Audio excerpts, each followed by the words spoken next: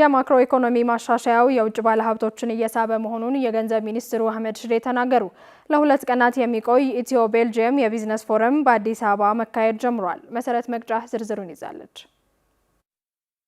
በቢዝነስ ፎረሙ ላይ የገንዘብ ሚኒስትሩ አቶ አህመድ ሽዴ ኢትዮጵያ በርካታ የኢኮኖሚ ማሻሻያዎችን እያደረገች እንደሆነ በመግለጽ ከነዚህ መካከል የማክሮ ኢኮኖሚ ማሻሻያ ሪፎርሙ ለውጭ ኢንቨስትመንት ምቹ ዕድል መፍጠሩን ገልጸዋል።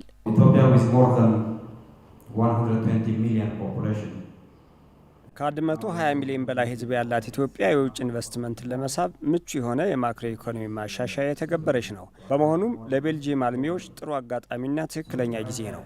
የመንግስት የማክሮ ኢኮኖሚ ማሻሻያ የግሉ ዘርፍ ተሳትፎ እንዲያድግ የሚያደርግ ነው። የውጭ ባለሀብቶች ተሳትፎን የሚያበረታታና ከሀገሪቱ እድገት ጋርም አብሮ የሚሄድ ነው።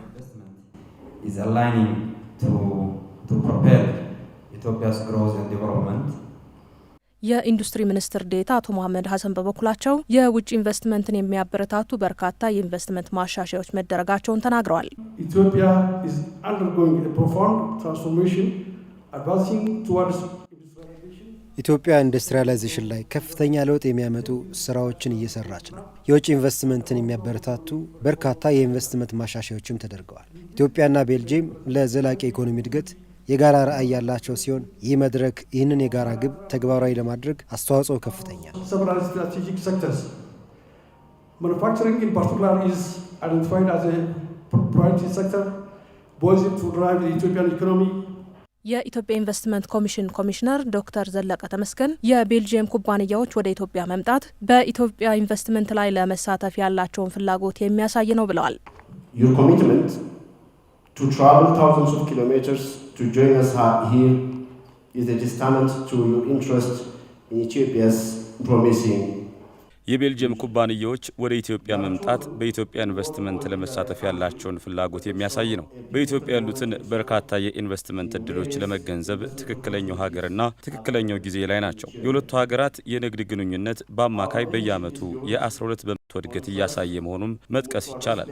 ግንኙነታችን በመተማመን በጋራ ፍላጎት፣ የጋራ ተጠቃሚነትና ዘላቂ እድገት ላይ ያተኮረ ነው። As the statistics show, our bilateral trade has increased significantly, averaging a 12% growth annually. በኢትዮ ቤልጂየም የቢዝነስ ፎረም ላይ የተገኙት በኢትዮጵያ የቤልጂየም አምባሳደር ዶክተር አኔሊስ ቨርሲትሼል ኢትዮጵያና ቤልጂየም 120 ዓመታት ያስቆጠረ የዲፕሎማሲ ግንኙነት እንዳላቸው ጠቅሰው ይህንን ግንኙነት ለማጠናከር ይሰራል ብለዋል።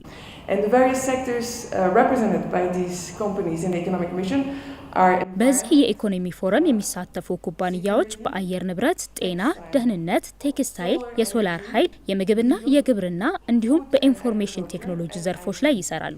እዚህ መገኘታቸው ቤልጂየም ለኢትዮጵያ ያላትን ድጋፍና የሀገራቱን የጋራ ራዕይ የሚያሳይ ነው። ሀገራቱ ከ100 ዓመት የተሻገረ ዲፕሎማሲያዊ ግንኙነት አላቸው። በቀጣይ ዓመት 120ኛ ዓመት የዲፕሎማሲ ግንኙነታችንንም የምናከብር ይሆናል። Our ties officially began in 1906, so it means next year we're celebrating 120 years of bilateral relations.